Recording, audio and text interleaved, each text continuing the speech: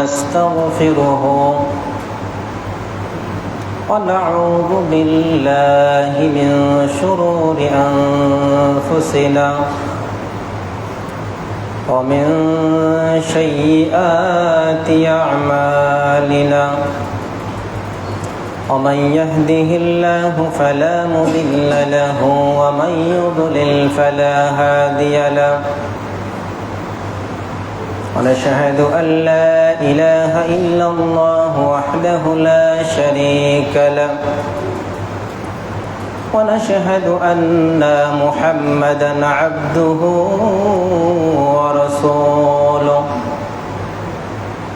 أما بعد فأعوذ بالله من الشيطان الرجيم بسم الله الرحمن الرحيم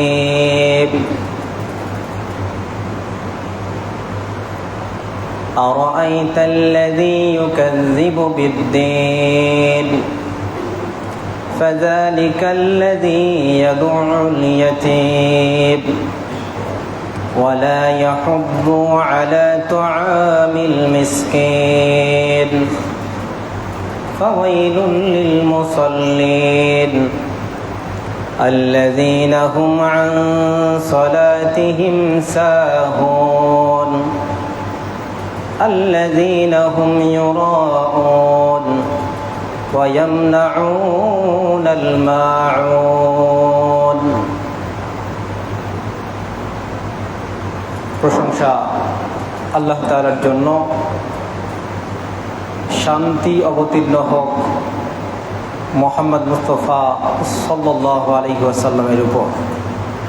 আল্লাহুম্মা সাল্লি আলাইহি আল্লাহুম্মা বারিক আলাইহি। সম্মানিত প্রিয় ভাইরা আমার,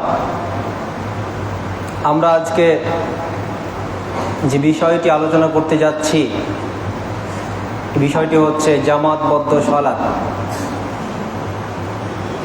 উক্ত বিষয়ে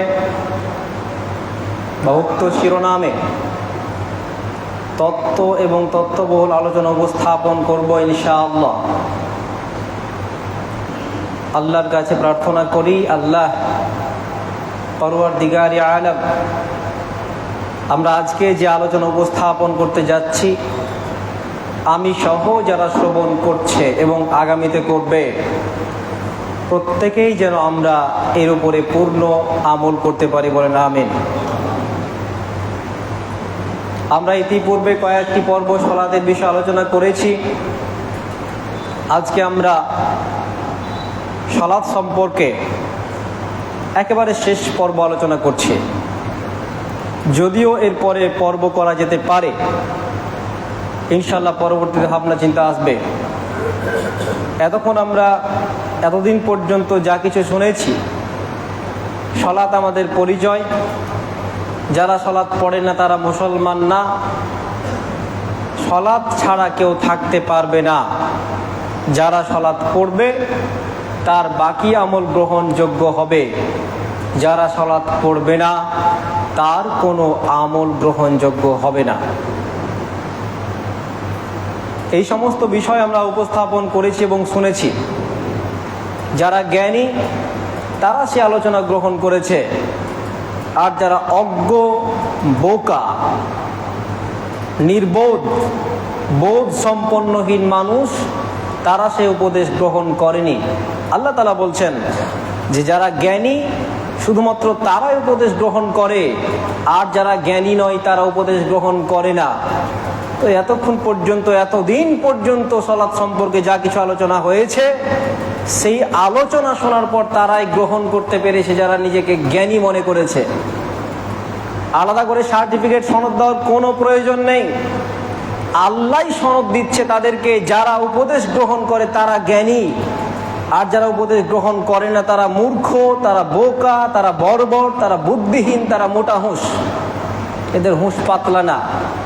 তাই সহজ করে বলছি, যদি আল্লাহর যে কথা, আল্লাহর যে কালাম, তার বিবেচনায় যদি নিজেকে জ্ঞানী করতে চান, তাহলে এতদিন পর্যন্ত যারা সালাত পড়েননি আবারও নতুন করে বলছি, সালাত পড়া শুরু করুন।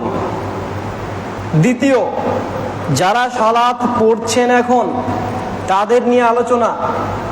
কেন আলোচনা? আপনি সালাত পড়েন বটে, কিন্তু আপনার সালাতের দিকে মনোযোগ থাকে না। আপনি সালাত পড়েন ঠিক আছে, কিন্তু সালাত কখন পড়তে হবে, কিভাবে পড়তে হবে, কেন পড়তে হবে, এই সমস্ত বিষয় আপনি জানেন না। অথবা আপনি জানার পরেও সেরকম মূল্যায়ন করেন না। আজান হয়, আল্লাহ তাআলা বলছেন, আল্লাহ রাসূল শিক্ষা দিচ্ছেন একটি আজান, যে আজান শোনার পরে আসতে হবে। হাইয়া আলাস সালাহ, হাইয়া আলাল ফালাহ। আল্লাহর রাসূল সাল্লাল্লাহু আলাইহি ওয়াসাল্লামের এই বাক্য সারা পৃথিবীতে কিয়ামত পর্যন্ত মজুদ থাকবে। প্রতিটা মুয়াজ্জিন এই কথাই বলে দিনে 5 বার, হাইয়া আলাস সালাহ, এসো সালাতের দিকে এসো, এসো সালাতের দিকে এসো। পৃথিবীতে কোনো ইবাদত নেই যে ইবাদতের জন্য আল্লাহ তাআলা এত বারবার তিনি বলতে বলেছেন, কোনো ইবাদত নেই, শুধুমাত্র সালাতের জন্য বলেছে হাইয়া আলাস সালাহ। প্রতিটা মুসলিমকে, প্রতিটা নরনারীকে আল্লাহ তাআলা বারবার অন্ততপক্ষে দিনে 5 বার স্মরণ করিয়ে দেন, শোনো সালাতের সময় হয়েছে, সালাতের সময় হয়েছে, সালাতের সময় হয়েছে, আর বসে থাকা যাবে না, তুমি সালাতের জন্য এসো। আল্লাহ রাসূল তার পরের বাক্যটা বলছেন, সালাতের জন্য পরের বাক্যটা হচ্ছে হাইয়া আলাল ফালাহ, এসো কল্যাণের পথে এসো, এসো কল্যাণের পথে এসো, এসো কল্যাণের পথে এসো। অর্থাৎ যারা সালাতের এই কথা শোনার পরে, আজান শোনার পরে যারা মসজিদের মধ্যে নামাজ পড়তে আসলো, তারা কল্যাণ প্রাপ্ত হলো, তারাই কল্যাণের পথে আসলো। যারা সালাত পড়লো না, তারা কল্যাণ প্রাপ্ত হলো না, তারা কল্যাণ থেকে মুক্ত থাকলো, তারা কল্যাণ থেকে দূরে থাকলো। তাদের ভাগ্যে সবচেয়ে অনিষ্ট, তাদের ভাগ্যে সবচেয়ে দুর্গতি, ক্ষতি অপেক্ষা করছে যারা সালাতের কথা শোনার পর আসে না। আল্লাহ বলবেন, তোমাকে 5 বার দিনে 5 বার স্মরণ করিয়ে দেওয়া হয়েছে, তোমাকে ডাকা হয়েছে, একজন লোক নির্বাচন করে দেওয়া হয়েছিল যে সেই ব্যক্তি বারবার দিনে 5 বার তোমাকে ডাকবে, এসো সালাতের জন্য। তুমি সেই ডাকটাকে তোয়াক্কা করনি, সেই দিনকে তুমি কি করবে বলো? আল্লাহ বলছে স্পষ্ট, আমার ডাকে সাড়া দিতে হবে। কেউ যদি আল্লাহর ডাকে একবার সাড়া দেয়, তাহলে আল্লাহ তার ডাকে 10 বার সাড়া দেবে। আল্লাহর দিকে যদি একবার এক ধাপ কেউ এগিয়ে আসে, আল্লাহ তার দিকে 10 ধাপ এগিয়ে আসবে। আল্লাহর রাসূল শিক্ষা দিচ্ছেন 5 ওয়াক্ত সালাতের মধ্যে আজান হবে। এই আজানে হাইয়া আলাস সালাহ প্রত্যেকবার ডাকা হচ্ছে, প্রতিটা ওয়াক্তেই ডাকা হচ্ছে, এসো সালাতের দিকে এসো, এসো সালাতের দিকে এসো। চা পান করছেন, এখন চা পান রেখে দাও, এখন সালাতের জন্য এসো। কাজ করছেন, কাজ এখন ছেড়ে দাও, সালাতের জন্য এসো। বিজনেস করছেন, বিজনেস এখন ছেড়ে দাও, সালাতের জন্য এসো। কেন সালাতের জন্য আসবে? তুমি চা পান করে যে কল্যাণ না অর্জন করবে, তুমি কাজ করে যে কল্যাণ না অর্জন করবে, তুমি ব্যবসা করে যে কল্যাণ না অর্জন করবে, তুমি যদি সালাত আদায় করতে আসো, তাহলে তার চাইতে 100 গুণ বেশি কল্যাণ প্রাপ্ত হবে। তার জন্যই তো বলা হচ্ছে এসো কল্যাণের পথে এসো। আপনি ব্যবসা নিয়ে বসে আছেন, 100 টাকা 200 টাকা 2000 টাকা লাভ করছেন, এটা কল্যাণ না।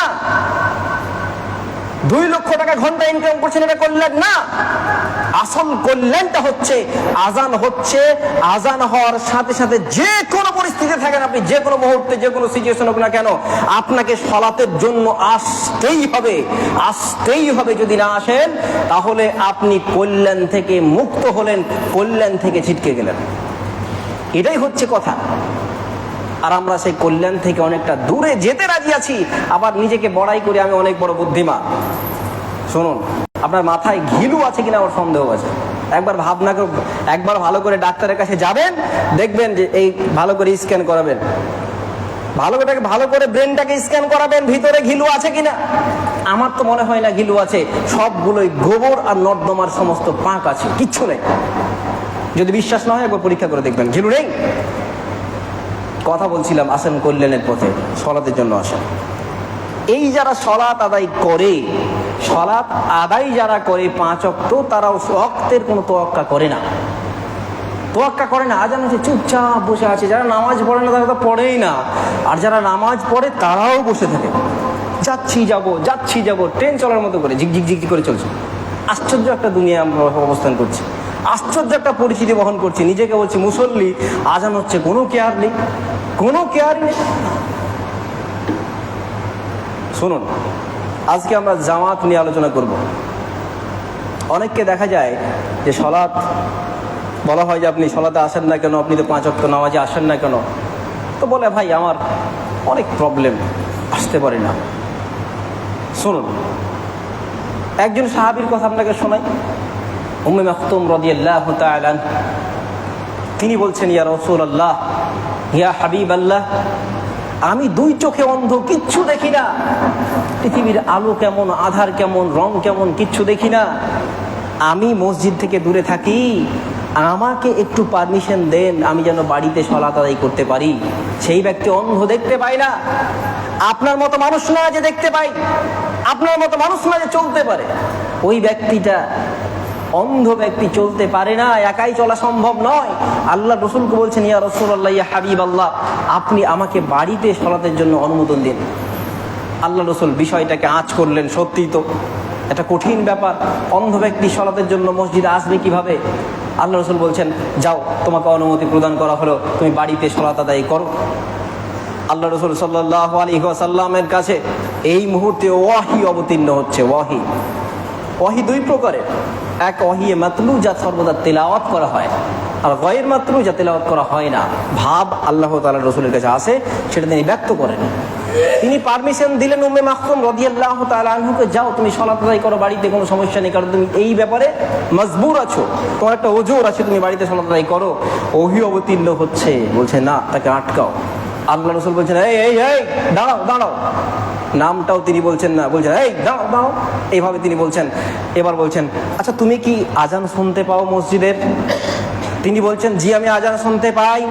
আল্লাহ রসুল বলছেন, উম্মে মাকতুম, তাহলে শুনে রেখে দাও, তুমি যদি কানে আজান শুনতে পাও, তাহলে তোমার জন্য বাড়িতে সালাত চলবে না, তোমাকে মসজিদেই সালাত আদায় করা লাগবে, তোমাকে মসজিদেই সালাত আদায় করা লাগবে। তোমার বাহানা, আপনার বাহানা, আপনি বাহানাটা একবার মিলিয়ে দেখেন তো, তার মতো বাহানা আপনার আছে কি? আছে? বাহানা তো নেই। আপনি হাঁটতে পারেন না, একটা লাঠি নিয়ে আসেন না, সমস্যা কি? একটা লাঠিতে হচ্ছে না, দুই লাঠি নিয়ে আসেন, সমস্যা কি? সেই ব্যক্তি দেখতে পাই না, তাকে আশা লাগবে, তাকে আশাই লাগবে, মসজিদে আশাই লাগবে। অন্ধ ব্যক্তি, আপনি একটু পায়ে ব্যথা, তার জন্য মসজিদ আসবেন না, এমনটা করা চলবে না। আপনাকে লাঠি ধরে ধরে আসতে হবে। যখন বিছানায় যখন শুয়ে যাবেন, তখন ভিন্ন বিষয়, আপনাকে ছেড়ে কেউ আনবে না, আপনি আসতে পারবেন, কিছুরই সাহায্যে আসতে পারবেন না, আসতে হবে। এটাই হচ্ছে সালাত। আপনি বুঝতে পারছেন না, সালাত এটাই। আর আপনি হাজারো বাহানা দাঁড় করিয়ে দেন, সামান্য বাহানা, এই সমস্ত বাহানার 5 পয়সা মূল্য নেই। আল্লাহ আমাদের সকলকে সঠিক বুঝ দান করুন, আমিন।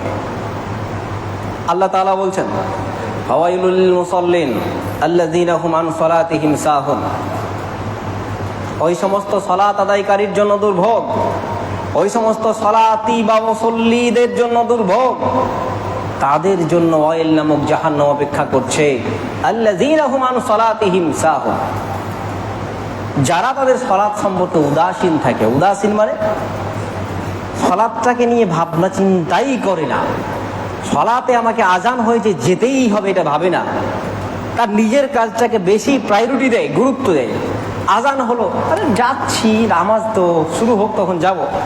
2 রাকাত শেষ, 3 রাকাত শেষ, এবার এসে হাজির হচ্ছে আল্লাহু আকবার। জি, আপনি উদাসীন, আপনি সালাত সম্পর্কে উদাসীন।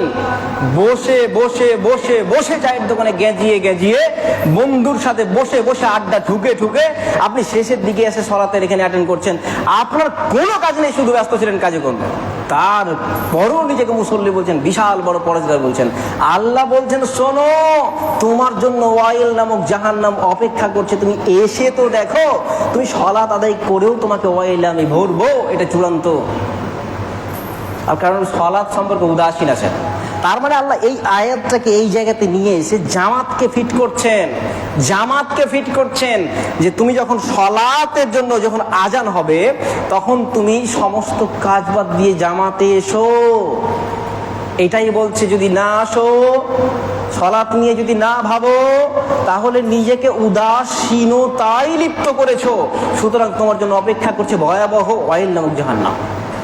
আল্লাহর কাছে প্রার্থনা করি, হে আল্লাহ, যারা আমরা সালাত আদায় করি, আমরা যেন 5 ওয়াক্তের সাথে টাইমলি সালাত আদায় করতে পারি, বলেন আমিন। এই পর্যায়ে আমরা সালাত, জামাতবদ্ধ সালাত সম্পর্কে কয়েকটি গুরুত্বপূর্ণ হাদিস উপস্থাপন করব। আল্লাহ আমাদের সকলকে সামনে আলোচিত যে হাদিসগুলো আসছে, এই হাদিসগুলোর উপর সম্পূর্ণ আমল করার তৌফিক দান করুন, আমিন। 1 নম্বর হাদিস, আল্লাহ রাসূল সাল্লাল্লাহু আলাইহি ওয়াসাল্লাম বলছেন, মন দিয়ে শুনবেন, মন দিয়ে শুনবেন, মনোযোগ দিয়ে শুনবেন।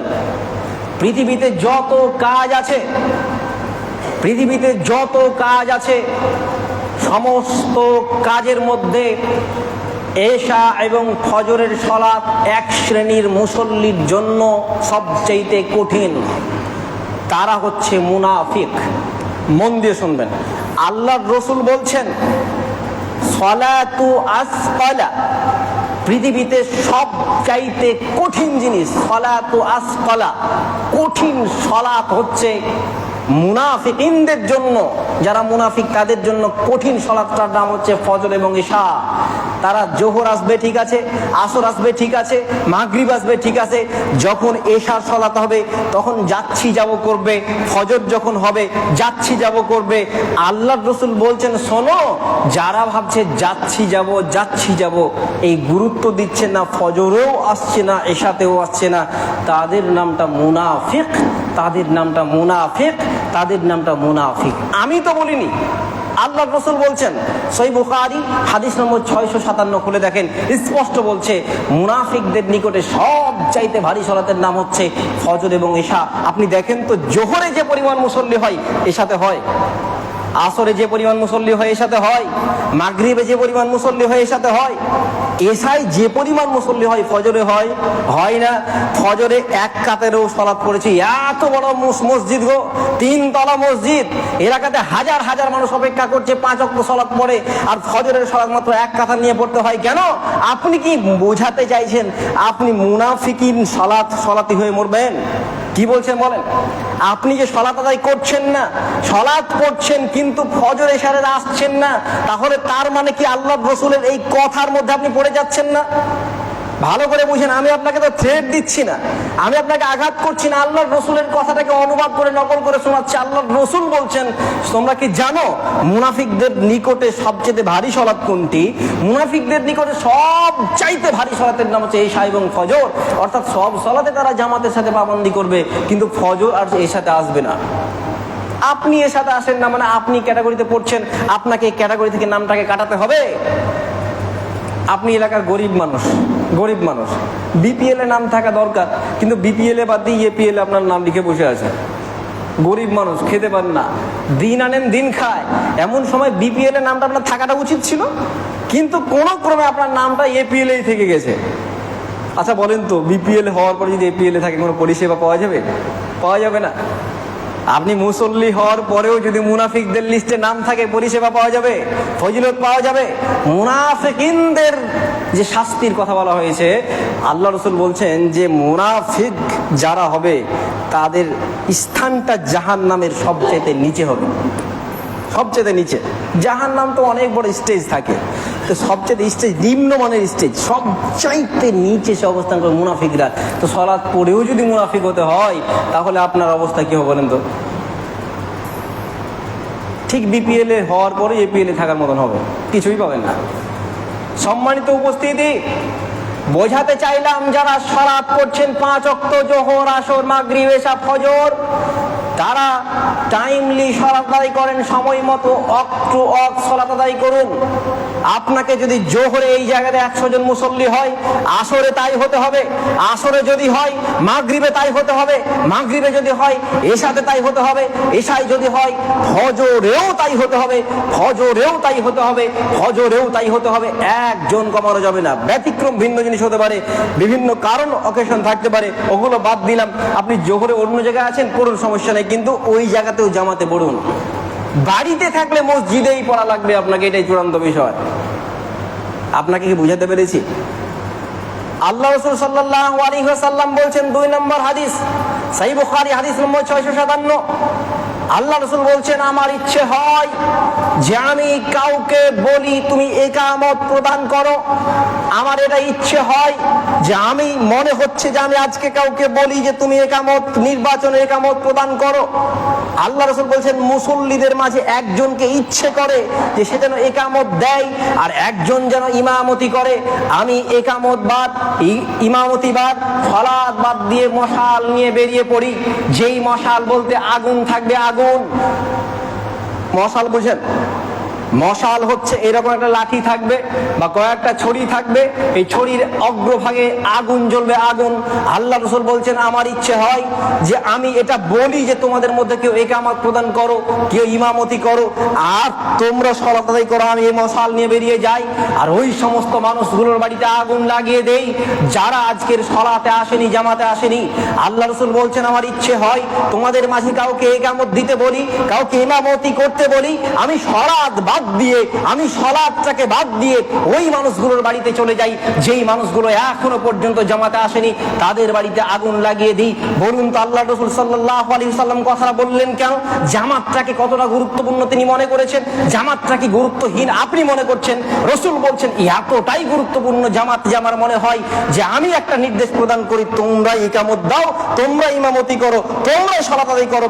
আমি এই আগুন নিয়ে ছুটলাম, এই আগুন দিয়ে প্রত্যেকটা ঘরগুলোতে আগুন জ্বালিয়ে দিই, ওই ঘরগুলো যে ঘরগুলো থেকে এখনো মানুষ নামাজ পড়তে আসেনি। বুঝাতে পারিনি আপনাকে? কি করে বুঝলেন? কি করে বুঝছেন আপনি? কতটুকু বুঝছেন আপনি? কতটুকু বুঝাতে পেরেছি আপনাকে? আল্লাহ রাসূল বলছেন আমার ইচ্ছে হয় ওই ঘরগুলোতে আগুন লাগিয়ে দিই। তাহলে আজকের দিনেও তো তাই মনে হয় যে আপনার ঘরগুলোতে আগুন লাগানো উচিত। আল্লাহ রাসূল বলছেন আগুন লাগাইনি কেন? শুধুমাত্র এই জন্য আগুন লাগাইনি সেই বাড়িতে মহিলারা থাকে, শুধুমাত্র এই জন্য আগুন লাগাইনি সেই বাড়িতে ছোট শিশুরা থাকে। এই দুটো মানুষের জন্য, এই দুই শ্রেণীর মানুষের জন্য আগুনটা লাগিয়ে দেইনি। আগুন লাগিয়ে দিতাম ঠিকই, কিন্তু যদি মহিলা যদি না থাকতো তাহলে। বুঝুন, আপনি বুঝুন বিষয়টা কতটুকু গুরুত্বপূর্ণ কথা এগুলো। আমি আপনাকে বোঝাতে পারিনি। একটু পরে বলবেন আশ্চর্য ব্যাপার, এত কড়া কেউ ভাষণ দেয় গো, এত কড়া ভাষণ কেউ দিতে পারেনি। আল্লাহর রাসূল দিয়েছেন, ওইটা নকল করে শোনাচ্ছি আপনাকে। আল্লাহর রাসূল তো বলেছেন আমার ইচ্ছেই তো হয় আগুন লাগাতে, আমি তো ওই কথাটাই বলছি যে আল্লাহর রাসূল আপনার ঘরে যে আগুন লাগাতে বলেছেন, আগুন লাগানো উচিত হতো যদি আপনার ঘরেও মহিলা এবং শিশুরা না থাকতো। আগুন তো লাগাবো না আমি, আপনার বাড়িতে শিশু আছে, আপনার বাড়িতে মহিলা আছে, তাই কি বুঝলেন ভাই? এরপরেও কি আপনি জামাত ছাড়া থাকবেন? আপনি নির্বাচন করুন, জামাত ছাড়া থাকবেন? সহিহ বুখারী হাদিস নম্বর 657 আপনি খুলে দেখুন। আল্লাহ রাসূল সাল্লাল্লাহু আলাইহি ওয়াসাল্লাম বলছেন, রাসূলুল্লাহ বলছেন যে মানুষ যদি জানতো, লাউ ইয়ালামুন নাসা, মানুষ যদি জানতো প্রথম নিদা মানে আজান দেওয়া এবং আজানের পরে প্রথম কাতারে দাঁড়ানোর মধ্যে কি পরিমাণ কল্যাণ আছে। আল্লাহ রাসূল বলছেন মানুষ যদি জানতো যে আজান দেওয়া এবং এই আজানের পরে প্রথম কাতারে এসে দাঁড়ানোতে কি পরিমাণ কল্যাণ আছে, কি পরিমাণ নেকি রয়েছে, কি পরিমাণ সওয়াব রয়েছে, তাহলে তাদের কাছে লটারি করা ছাড়া কোনো গতি বা গত্যন্তর থাকতো না। বিষয়টি আপনাকে বুঝাতে পারলাম না? আল্লাহ তাআলা বলছেন লটারি হারাম, লটারি হারাম, লটারি জুয়া হারাম। সূরা মাইদা আয়াত নম্বর 90 বলা হচ্ছে লটারি হারাম, জুয়াও হারাম, লটারি হারাম, জুয়া হারাম। আল্লাহ তাআলা বলছেন হারাম। আপনি বলবেন হারাম জিনিস দেখেন তো আল্লাহ রাসূল অনুমোদন দিলেন কিভাবে? আপনার পাড়ার ওই মোড়ে যে লটারি বিক্রেতা বসে থাকে তার কথা আমি বলিনি। এই লটারি জায়েজ নয়, এটা হারাম। আপনার এলাকাতে ওই লটারিওয়ালার দোকান থেকে লটারি কিনে কিনে আপনার ছেলের মতো যুবকরা কোটি কোটি টাকা নষ্ট করছে। তারা আজকের দিনে সব শেষ করে ফেলছে, কিন্তু আপনার মাথায় কিচ্ছু আসে না। আপনার মাথায় কিছু থাকলে তো কিছু আসবে। আপনার মাথায় যদি কিছু থাকতো, ছোট প্রশাসন কোথায় কি আছে, আমি আমার এলাকায় লটারি বিজনেস হতে দেব না। কারণ লটারি যদি চলে তাহলে আমার ছেলেটা আমার পকেটটাকে কেটে, আমার ছেলেটা আমার বৌমার নেকলেসটাকে কেটে বিক্রি করে দিয়ে ওই লটারি কিনে শেষ হয়ে যাবে। তার নামে যে জমি জায়গাগুলো আছে ওগুলো বিক্রি করে দিয়ে শেষ হয়ে যাবে, যাচ্ছেও তাই। টাকা শোধ করতে না পেরে পেরে নিজের গলাটাকেও শেষ করছে। আপনার ছেলেও যে একদিন গলাটাকে শেষ করবে লটারি কেটে কেটে। আপনার মাথায় কিছু আছে? যদি কিছু থাকে মাথায়, লটারি নামক এই বিজনেসটাকে বন্ধ করতে হবে। লটারি সব শেষ করে দিচ্ছে সমাজটাকে। এখন বলবেন ভাই আমি না হয় লটারির ব্যবসা করি, সব রাগ কি আমার উপরেই চলছে? ভাই আমি আপনার উপরে রাখতে ঝাড়িনি ভাই, আমি আপনাকে বোঝাতে চেয়েছি ভাই, আপনার দ্বারা যদি সমাজের কোনো একটা যুবক যদি আত্মহত্যা করে, এর পাপের দায়ভার তো আপনাকেই নিতে হবে। আমি বলতে চাইছি আপনার দ্বারা এলাকার কোনো যুবক যদি তার সম্পত্তি হারিয়ে ফেলে, তার ক্ষতির ভার তো আপনাকেই নিতে হবে। আপনার এলাকায় যতগুলো যুবক এর দ্বারা পাপী হচ্ছে, সমস্ত পাপের ভার তো তাকেই নিতে হবে। বুঝতে পারছেন না? আমি তো আপনার কল্যাণ চাইছি, আপনি কেন বুঝতে পারছেন না? আল্লাহ রাসূল সাল্লাল্লাহু আলাইহি ওয়াসাল্লাম বলছেন, শোনো, তোমাদের মধ্যে মানুষেরা যদি জানতো যে আজান এবং এই সলাতের প্রথম কাতারে দাঁড়ানোর মাঝে কি কল্যাণ রয়েছে, তাহলে তারা লটারি কেটেই আসতো। অর্থাৎ ওই গেটের কাছে থেকে যেত সবাই, আর ঢুকতে দেওয়া হবে না, গেটটাকে লাগিয়ে দেওয়া হতো। এবার বলতো এই যে লটারি আছে, অনেকগুলো কাগজ রেখে দিয়ে যাও, লটারিতে যদি তোমার নামটা 1 নম্বরে আসে তো তুমি আগে ঢুকো। এরপর প্রত্যেকে কাগজ নিত আর ঢুকে যেত, কাগজ নিত আর ঢুকে যেত। ঢুকছে না কেন? এরা গুরুত্ব বুঝে না, তাই ঢুকে না। বুঝতে পারছেন না? গুরুত্ব বুঝছেন না, তাই ঢুকছেন না। আল্লাহ রাসূল তো এটাই বললেন। আল্লাহ রাসূল সাল্লাল্লাহু আলাইহি ওয়াসাল্লাম বলছেন, এরা যদি জানতো যে জামাতে সলাত আদায় করার মাঝে কি পরিমাণ কল্যাণ আছে, তাহলে হামাগুড়ি দিয়ে আসতো। হামাগুড়ি বুঝেন না? আপনার বাড়িতে যে 6 মাসের বাচ্চাটা আছে না, 6 মাসের বাচ্চা হাঁটতে পারে না, কিন্তু মন চাইছে আমি হাঁটি, মন চাইছে ছুটে গিয়ে ধরি। তার জন্য ওই বাচ্চাটা দেখবেন এই হাতের কোণের উপর ভর দিয়ে খুব চলাফেরা করে, ওইটাকে ধরার চেষ্টা করে। আল্লাহ রাসূল বলছেন, মানুষেরা যদি জানতো যে এই এশা এবং ফজর সলাতে বা জামাতের মাঝে কি পরিমাণ কল্যাণ আছে, তাহলে তারা ওই হামাগুড়ি দিয়ে আসতো। এই হামাগুড়ি দিচ্ছে না কেন? আপনি গুরুত্ব বুঝেন না, তাই বুঝার তো চেষ্টা করুন একটু। হামাগুড়ি দিয়ে আসতে হবে। আপনার পা তো ভেঙে গেছে ভাই, আপনি তো লাঠি ধরে আসতে পারেন। আপনি গুরুত্ব বুঝলে তো আপনি লাঠি ধরে আসতে পারবেন, কিন্তু আসেন না কেন? আপনি যে বুঝেনি না গুরুত্ব। আপনাকে বুঝানোর তো আমি চেষ্টা করছি, গুরুত্ব বুঝুন। আল্লাহ আমাদের সকলকে সেই গুরুত্ব বোঝার তৌফিক দান করুন, আমিন। আলহামদুলিল্লাহ ওয়াহদা ওয়াসসালাতু ওয়াসসালামু আলা মান লা নাবিয়্যা বা'দা, আম্মা বা'দ। সম্মানিত প্রিয় দিনী ভাই ও বোনেরা আমার, শুনুন, আল্লাহ রাসূল সাল্লাল্লাহু আলাইহি ওয়াসাল্লাম বলছেন, সিলসিলা সহিহা হাদিস নম্বর 647 কিংবা 747 এরকম হতে পারে, এই দুটোর মধ্যে একটা হবে সিলসিলা সহিহার হাদিস। তিনি বলছেন, যদি কোনো ব্যক্তি আল্লাহর সন্তুষ্টির জন্য একটানা 40 দিন জামাতের সাথে তাকবীরে উলার সাথে সালাত আদায় করে, তাহলে তাকে দুটো জিনিস থেকে মুক্তি দেওয়া হবে। একটা হচ্ছে মুনাফিকি, আর একটা হচ্ছে জাহান্নামের আগুন। সুবহানাল্লাহ বলবেন না? আল্লাহর রাসূল আপনাকে অপরচুনিটি দিলেন। দেখেন, আপনি যদি 5 ওয়াক্ত তাকবীরে উলার সাথে একটানা 40 দিন সালাত আদায় করে কেউ, বা আপনি যদি করেন, তাহলে আপনাকে দুটো জিনিস থেকে মুক্তি দেওয়া হবে। একটা হচ্ছে নিফাক, মুনাফিক আপনি হবেন না। 2, আপনি জাহান্নামে যাবেন না, জাহান্নাম থেকে মুক্তি প্রদান করা হবে। কি বুঝলেন বলেন তো? আল্লাহর রাসূলের এটা কওল আপনাকে শোনাচ্ছি আমি, আল্লাহর রাসূলের কথা শোনাচ্ছি। আপনি নামাজ পড়ছেন কিন্তু মুনাফিকি দূর হচ্ছে না কেন বলেন? তার মানে আপনি 40 দিন পারেননি, তাই আপনি ট্রাই করে দেখেন তো। আজ থেকে নিয়ে একটা চ্যালেঞ্জ আপনি করেন, একটা চ্যালেঞ্জ, বেশি কিছু না, একটা চ্যালেঞ্জ আপনি নেন। আজ থেকে আমি নিয়ত করলাম, আপনাকে এই মসজিদে আসতে হবে এমনটা কিন্তু না। আপনি যেখানে থাকেন, যেখানে থাকেন ওই জায়গায়, আপনি এখানে জোহরের সময় এখানে কাজ করছেন, জোহরের সময় আজান হয়েছে, আপনি এই তাকবীর ওলার সাথে চলে আসেন, তাকবীর ওলা নামাজ শুরু করে দেন। একটু পরে বড়জো আছেন, আসরের সময় আছেন, বড়জো মসজিদ আছে না, ওখানে গিয়ে নামাজ পড়লেন। যেখানে থাকবেন সেখানে তাকবীর ওলার সাথে নামাজটা পড়ার চেষ্টা করেন। যদি 40 দিন পারেন না, তাহলে আল্লাহর রাসূল বলছেন দুটো জিনিস থেকে মুক্তি কম্পালসারি, এটা গ্যারান্টি। দুটো জিনিস কি? কথা বলেন, দুটো জিনিস কি? একটা মুনাফিক আর একটা কি? জাহান্নামের আগুন। আল্লাহ আমাদের সকলকে সেই বুঝ দান করুক, আমরা যেন আমল করতে বলেন, আমিন। 2, আরো একটা হাদিস শোনাই। আল্লাহ রাসূল বলছেন, যদি কোনো ব্যক্তি বাড়ি থেকে অজু করে সুন্দর করে, ভালো করে শুনবেন, ভালো করে শুনুন মন দিয়ে, অজু করে তাহলে অজু করলো সুন্দর করে, অন্য কোনো রিজন নাই, কোনো উদ্দেশ্য নাই, শুধুমাত্র অজু করেছে আর ওই উদ্দেশ্যটাকে নিয়ে এসে নামাজের জন্য মসজিদে এসেছে। ভালো করে বুঝবেন, অন্য কোনো একটাও কারণ নেই। অজু করেছে বাড়িতে সুন্দর করে আর এসেছে মসজিদে নামাজের জন্যই। আল্লাহ রাসূল সাল্লাল্লাহু আলাইহি ওয়াসাল্লাম বলছেন, সেই যতটা পা ফেলছে তার প্রতিটা পদচারণার বিনিময়ে তার একটা করে মর্যাদা আল্লাহ বৃদ্ধি করছেন। সুবহানাল্লাহ। শুধু এখানে শেষ না, তার প্রত্যেকটা পদচারণায় আল্লাহ তার প্রতিটা পদচারণার মাধ্যমে একটা করে গুনাহকে মাফ করে দিয়েছেন। সুবহানাল্লাহ।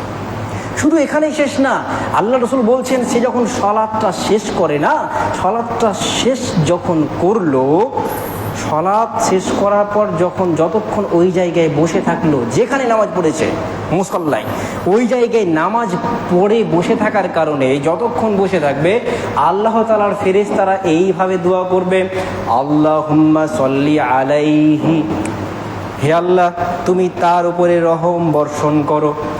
সুবহানাল্লাহ বলবেন না? ওযু করলেন বাড়িতে, নামাজের জন্যই এখানে আসলেন, নামাজটাও পড়লেন, ওইখানেই বসে আছেন। এবার ফেরেশতারা বলছেন আল্লাহুম্মা সাল্লি আলাইহি, হে আল্লাহ ওই যে মুসল্লিটা নামাজ পড়েছে না তার উপরে তুমি রহম বর্ষণ করো। আল্লাহুম্মা, হে আল্লাহ তুমি তার উপরে তোমার বিশেষ রহমত বর্ষণ করো। দুটো কথা, করুণা, রহমত বর্ষণ করবে কার উপরে বলেন তো? যে ব্যক্তি অজু করলো বাড়িতে, অজু করার পরে আসলো নামাজের জন্য, শুধুমাত্র নামাজের জন্য, নামাজ শেষে টুক করে বেরিয়ে গেল না। অনেক মানুষ আছে নামাজ শেষ করার পর বসতেই চায় না, বসতে বললেই যেন নাচো করে, মানে এখান থেকে পালাতে পারলেই বাঁচে। মনে হচ্ছে যেন তার বসার জায়গাতে আগুন কিংবা পেরেক লাগানো আছে, নামাজ পড়েই উঠবে। তো আল্লাহ রাসূল বলছেন, শোনো তুমি নামাজ পড়তে এসেছো তো, নামাজ পড়ার পরে একটু বসো না, বসলে পারে ফেরেশতারা দোয়া করবে, হে আল্লাহ ওই মুসল্লির জন্য কি করো, তুমি রহম বর্ষণ করো, ওই মুসল্লির উপরে তুমি কি করো, করুণা বর্ষণ করো। আমরা কি চলে যাবো এরপর থেকে ইনশাআল্লাহ? যাবো না তো ইনশাআল্লাহ?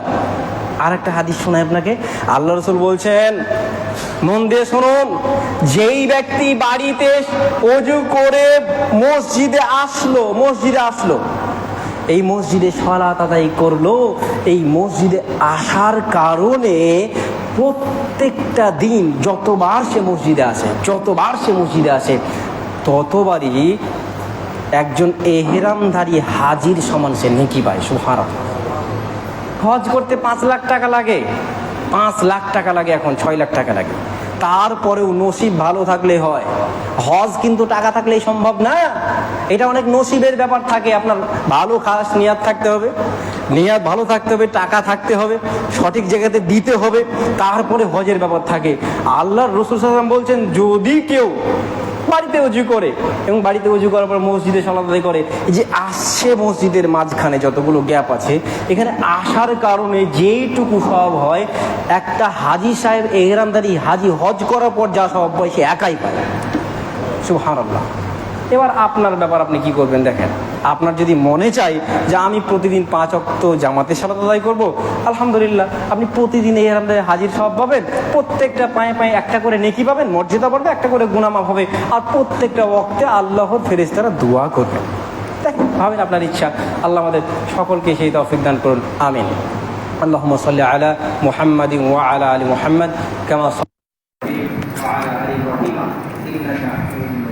اللهم بارك على محمد وعلى ال محمد كما باركت على ابراهيم وعلى ال ابراهيم انك حميد مجيد. ربنا ظلمنا انفسنا وان لم تغفر لنا وترحمنا لنكونن من الخاسرين. وربنا تقبل منا انك انت السميع العليم.